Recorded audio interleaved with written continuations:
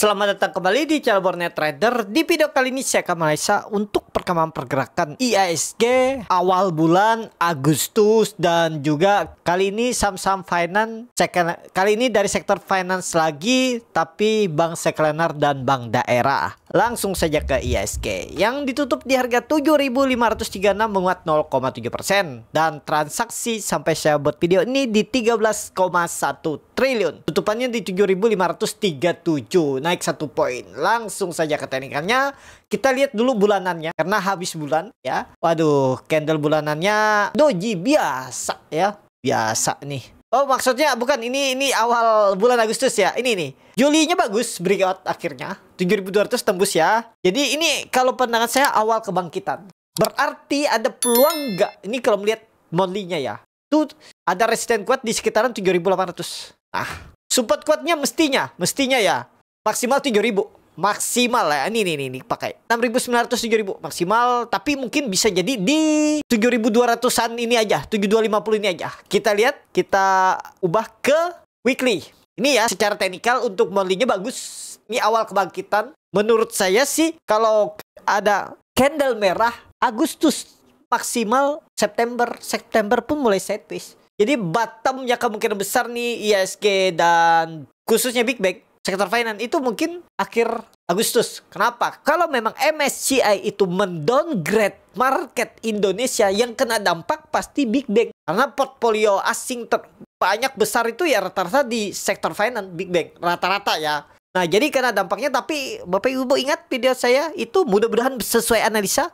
Itulah bottomnya. Jadi downgrade IHSG itulah bottomnya akhir Agustus nanti. Kalaupun jadi ya di downgrade. Nah itu. Kembali kita ke GSG. Weekly-nya ya aman, masih koreksi biasa. Oh enggak koreksi, malah koreksi tipis-tipis saja. Minggu depan bisa naik lagi.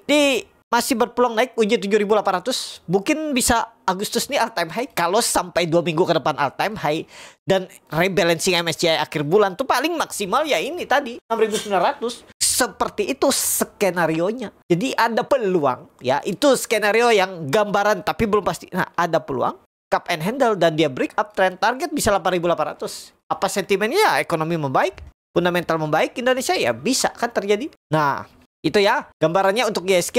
Kalau daily-nya aman, masih aman ya. Kalau pandangan saya minggu depan tuh Big Bang, cuman Big Bang belum dianalisa ya. Kali ini sektor finance kecilnya dulu. Kalau minggu depan, kalau pandangan saya sih gelagat Big Bang bisa rebound, tapi terbatas, kemungkinan terbatas. Jadi minggu depan tarik naik sideways. Kalau memang downgrade IHSG, MSCI turun. Nah itu bottomnya, kemungkinan besar ya Big Bang. Jadi jangan takut lah kalau Bapak Ibu pegang Big Bang. Ya memang kalau lagi turun Big Bang tuh pasti banyak sentimen negatif. Laporan keuangan wajar. Kalau memang harus naik terus laporan keuangan, kan nanti kan rebound juga tuh. Pokoknya ya sentimen dari luar macam-macam lah. Sentimen negatif tuh bisa aja muncul aja. Yang perkara kecil tuh bisa dibesar-besarkan tuh. Biar nakut-nakutin, biar nampungin barang Big Bang. Jadi itu aja dulu untuk IHSG. Langsung saja ke saham pertama, BJTM yang ditutup di harga 515 menguat 1,98%. BJTM bagus, open gap up. Ini nggak tahu ada cerita apa ya. Coba tulis di kolom komentar Bapak Ibu kalau tahu. Nah, seperti yang sering saya bilang, sideways itu antara dia ditarik naik ke atas kalau tembus resisten atau dibuang. Kemarin itu Senin ya kemarin. Bukan Senin ya, tanggal 30 tuh 31 ya, Kamis dia sempat ke 525 tuh, lumayan kan? Dari 500, dari 494 sampai 525 kan 6% tuh dapat. Sekarangnya aja kalau Bapak Ibu beli di 496 berarti sekitar hampir 4% kan? Nah, target kemana? Ke atas. Uji EMA 200 nih, 530 kemungkinan besar minggu depan. Ya, BJTM. Bagus gak BJTM? Bagus, coba lihat time frame bulanan. Bulanannya doji. Jadi doji seperti ini harusnya swing atas. Biasanya swing atas dulu tapi belum uptrend. Paling Agustus tuh maksimal uji 570, koreksi lagi. Mungkin sideways September atau Oktober baru bangkit. Kemungkinan lah bisa seperti itu ya. Jadi ya pandangan saya cuan bungkus saja, beli support, jual dekat-dekat resisten. Gitu aja. Kalau minat, kalau berharap lebih tinggal pasang strategi seperti apa. Jangan sampai balik BEP. Kalau harapannya lebih besar profitnya, kalau sudah dapat 6%, 7% nggak mau TP, mau lebih besar ya jangan sampai itu balik BEP. Balik ke harga beli, udah profit 7%, balik ke harga beli itu keterlaluan. Kecuali Bapak Ibu memang, wah saya sih simpan untuk jangka menengah, jangka panjang. Jangan alasannya itu gara-gara awalnya mau trading, tapi gara-gara berharap lebih turun-turun, merasa rugi. Nggak TP 7%, masa saya TP 2%? Rugi dong 7% yang harusnya saya TP. Jangan seperti itu, jadi alasannya balik ke, saya fundamental, saya simpan. Jangan seperti itu, jangan dibalik-balik ya. Tapi ya kembali ke masing-masing. Jangan nanti putus harapan. Ya tahu gitu. Kalau udah ngomong tahu gitu berarti Bapak Ibu belum memahami. Itu aja ya. Jadi itu aja dulu untuk BJTM. Lanjut BJBR. Nah ini menarik nih, ada yang komen tadi di kolom komentar. Ya nggak bisa juga kita marah. Ya memang ada orang yang seperti itu tuh, memang ada. Nggak bisa dihindar. Di kehidupan mana saja ada tuh. Di produk investasi mana saja. Kripto kah, saham forex, atau di pokoknya di berbagai sektor itu manusia seperti itu tuh ada. Ya BJBR ditutup di harga 785 sama harga penutupan hari sebelumnya. Nah nih ya, ada yang bilang jangan ngimpi BJBR naik ke 800 sedangkan laporan keuangannya jelek. Kan saya bilang juga apa? Ini kan dia sideways range pendek. Kalau dia menembus 825, 830 tembus area sideways-nya ini, itu ada peluang ke atas. Antara ya ingat, jangan cuman potong setengah-setengah. Yang diingat naiknya aja. Wah dia bilang naik, kalau salah saya akan ngomong. Langsung bawa-bawa laporan keuangan. Laporan keuangannya aja jelek. Fundamental aja jelek, banyak korupsi. Ya ini saya bilang kan, kalau nggak naik ya turun. Simple, analisa tuh simple. Ya tinggal cut loss. Kalau harapannya naik, kalau dia nggak sesuai harapan ya cut loss. Itulah gunanya cut loss. Emang 100%. Yang ngomong tuh 100% bisa benar nggak analisanya? Coba analisa sendiri ya. Contoh, kalau bilang laporan keuangan jelek, Unilever laporan keuangannya jelek, rilisnya ya. Kemarin itu rilis laporan keuangan, hari tanggal 30-nya rilis, 31 dia rebound. Coba kok bisa yang seperti ini? Bingung kan? Ya itu memang ada juga yang bilang, di komen lagi juga ya. Saya tuh senang kalau ada yang komen tuh. Ya memang market ini ada sedikit perdebatan ya. Ada yang bilang jangan pakai keajaiban lah, jangan pakai perasaan. Ya saya nih nggak pernah pakai perasaan trading, makanya saya pakai cut loss. Nah ini buktinya. Sebulan saya trading, ini ada cut loss-nya 3 kali. Ya karena nggak pakai perasaan. Keajaiban bisa nggak? Bisa. Market nih apapun bisa terjadi, yaitu ada keajaiban, ada yang nggak masuk logika. Seperti UNPR, laporan keuangan jelek tiba-tiba naik 11%, masuk akal nggak?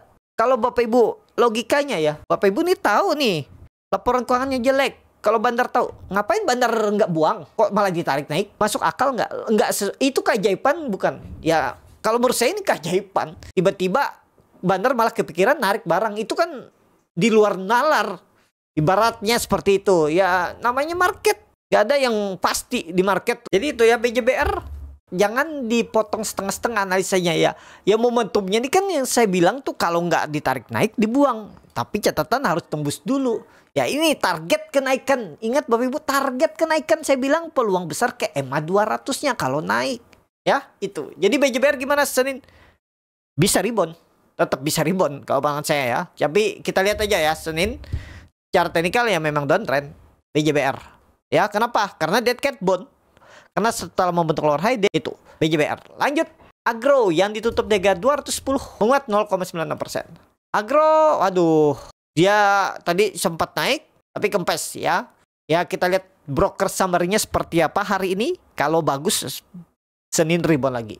Karena pandangan saya itu sektor finance kemungkinan besar karena mulai uget-uget mulai naik ya. Mudah-mudahan sesuai analisa, jangan ditelan teman-teman lagi. Waduh, bilangnya naik tuh, ternyata turun. Ya itulah gunanya trading plan ya, mengantisipasi kalau nggak sesuai harapan. Nah itu ya. Jadi kalau pandangan saya ya, minggu depan tuh sektor finance mudah-mudahan ya swing atas, tapi belum bangkit serius. Paling teknik rebound biasa, habis itu mungkin 1-2 minggu sideways sambil menunggu momentum apakah benar market Indonesia itu akan di downgrade oleh MSCI. 3 bulan yang lalu kan sudah di downgrade tuh, makanya tertekan. Nah ini kalau di downgrade lagi ya udah itu bottomnya. Itu ya, jadi kita lihat aja. Yang penting gini aja, trading jangka pendek itu yang penting jangan jebol berapa? 206. Kalau jebol udah gagal lah. Memang 200 support kuat. Kalau mau pakai 200 juga bisa. Tapi minggu depan kalau di bawah 206 lemah. Harusnya lemah agro. ya. Sideways-nya di bawah, bukan di atas. Kalau mau memang naik, minggu depan Senin dah langsung rebound. Lanjut, BBYB yang ditutup jaga 248 menguat 2,47%. BBYB bagus, swing low nggak ini? Mudah-mudahan pakai supportnya berapa nih? EMA 200 mengganggu kan 230, tutup aja kalau mengganggu. Ini pakai aja support yang dulunya resisten kuat. Mana? 240 jebol itu buang aja, simple. Ibaratnya ini kalau memang swing low minggu depan gas ke atas, target tembus 250, target tembus 260, 300 Agustus. Mudah-mudahan ya. Ya, risk reward bisa seperti ini juga. Nih, nggak perlu pakai bawah kalau para saya lah ya. Nih, 238 buang aja. Atau 236 aja lah nih. 5% anggap jelek-jeleknya dan rewardnya sama nih. Risk reward sama. Tapi harusnya tembus 260 nih, risk rewardnya jangan tanggung-tanggung. 300 target kan. Catatan ini, ingat lagi Bapak Ibu, catatan kalau bisa confirm breakout 260-nya. Jangan nanti laporan keuangannya jelek, jangan harap deh ke atas ya. Nanti pas dia ke atas diam, turun ngomong. Biasanya seperti itu tuh ya. Tuh contoh tuh, BJTM tadi nggak ada mendebatkan karena naik. Padahal BJTM juga ada korupsi 0,5 triliun. Laporan keuangannya kurang bagus juga. Tapi dia nggak bisa debat nih, karena dia naik. Ya, yang kelirunya aja yang didebat. Nah, itu. Nah, itu aja ya untuk BBYB. Untuk BBYB, risknya kecil BBYB. Lebih cenderung kemana? Ke atas. Coba lihat time frame weekly-nya. Weekly-nya melawan, walaupun volume nggak besar, tapi melawan. Candle hammer minggu lalu. Monthly-nya bagus. Candle bullish engulfing. Menutup penuh volume. Volume meningkat. MACD. Bulanannya bagus. Call dan cross rata. Ke atas. Kalau minggu depan menurut saya lebih cenderung ke atas. BBYB. Lanjut. Maya yang ditutup di 183 terkoreksi 0,54%. Maya belum dulu. Dia harus tembus resisten dulu. Berapa kira-kira? 188. 189 tuh. Nah, nih pakai ini aja. Tembus itu baik. Kalau mau beli dulu sekarang silahkan juga. Support pakai aja 179. 177 buang. 177 harga sekarang 3% aja cut loss-nya. Jadi itu aja dulu untuk Maya ya. Kalau mau beli dulu boleh. Stop loss di bawah 178 kalau minat ya. Tapi ini disclaimer nggak harus. Atau beli buy on breakout. Kalau beli buy on breakout jangan cut loss di bawah. Tapi kalau mau cut loss di bawah juga silakan. Tapi kalau mau beli buy on breakout misalnya 190, saya cut lossnya di tengah-tengah sini. Ngapain? Dalam cut lossnya paling 3% saya cut loss. Misalnya beli 190, cut loss 183, udah simple. Itu aja. Ya, target saya sama arah 200 minimal loh, itu minimal kalau jalan minggu depan. Maya. Lanjut, BBKP yang ditutup di 63 sama harga penutupan hari sebelumnya. BBKP lagi sideways, jadi masih aman nggak? Masih aman. Yang penting jangan jebol, tarik langsung bawah. Jangan jebol berapa? 55 dah 14% ke atas. Ya, kalau mau lebih konfirmasi, kalau mau ke atas di bawah 60 juga bisa. Tapi ya itu, jangan menyesal kalau tiba-tiba dia naik lagi. Ya di bawah sini juga belum tentu juga habis jebol bisa jadi naik kan. Ya yang penting Bapak Ibu tuh harus punya pengalaman. Dan hilangkan rasa ingin sempurna. Setelah cut loss harus sahamnya turun. Nggak boleh naik biar nggak ada penyesalan. Terus kalau take profit harus sahamnya turun. Jangan harus naik biar nggak ada penyesalan. Nggak ada bilang tahu gitu saya hot. Nah jangan. Bapak Ibu kebersyukurannya.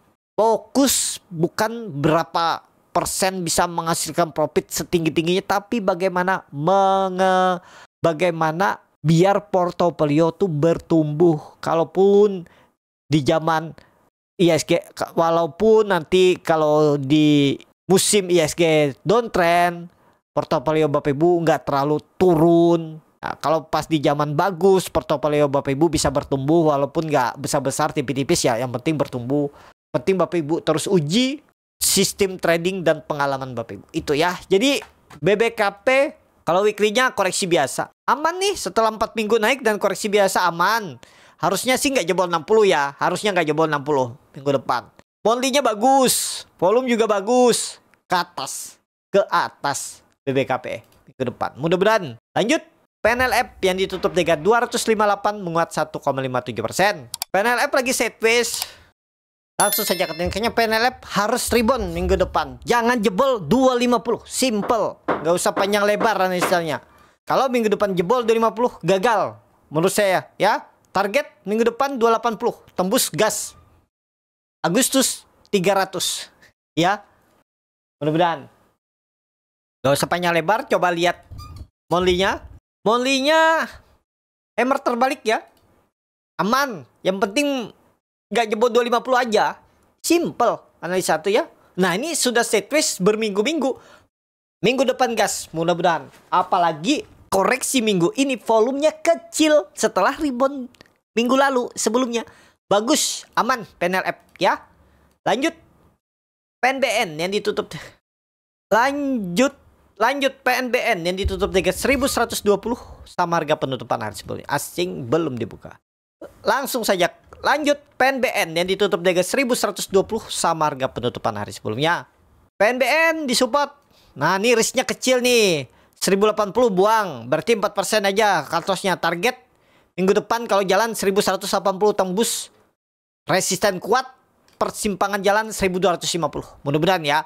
Pokoknya kalau minggu depan dia higher low, mantep lah.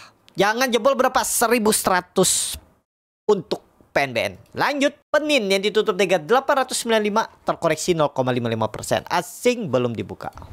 Penin sideways. Nah, ini momentumnya minggu depan nih. Ya itu tadi sektor finance tuh minggu depan mudah-mudahan swing atas. Risknya kecil juga tuh, jebol 880 buang 870. Dari garis sekarang 35 poin. Gak nyampe 5% cut loss-nya. Reward-nya 10% minimal. 990.000 atau ya 980 970 lah. Bagus Penin, perhatikan. Lanjut Cepin yang ditutup dengan 312 menguat 0,64%.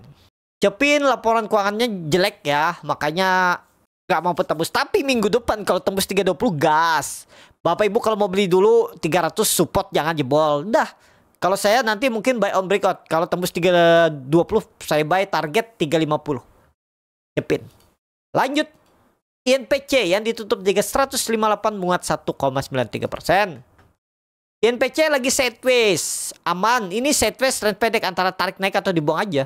Kita lihat kalau tembus 163 minggu depan 200 arah, jangan pendek-pendek. Ingat, mudah-mudahan nggak false break ya. Catatan nggak false break. Tutup di atas 163 satu hari aja. Peluang besar. Ingat nih juga peluang besar. 200 arahnya. Di Agustus atau 1 minggu ke depannya. Dan supportnya harus dijaga 155, jangan jebol. Itu aja untuk INPC. Yang terakhir BNII yang ditutup dengan 208 menguat 0,97%. BNI, waduh, rebound kemarin ya. Berapa transaksi kemarin tuh? Lumayan ya. Berapa kemarin tuh? Sekitaran 3 miliaran ya, 3 miliaran transaksi kemarin. Tapi di bawah sampai 226 tuh. Waduh, profit Bapak Ibu tuh. 13% profitnya sempat kan? Tapi sekarang malah profit sisa 4%. Ya seperti itulah market. Kalau kita berharap profit lebih, sudah dapat 13%. Gara-gara berharap lebih, malah dibawa turun lagi. Aduh, pusing ya. Ya itulah memang kalau market lagi nggak mendukung, ada yang naik tinggi habis itu kempes. Ada market yang naik terus. Pas nggak dibeli naik terus, tapi pas dibeli naik turun di bawah kan. Ya itu memang market seperti itu, cara memang mengganggu psikologis Bapak Ibu.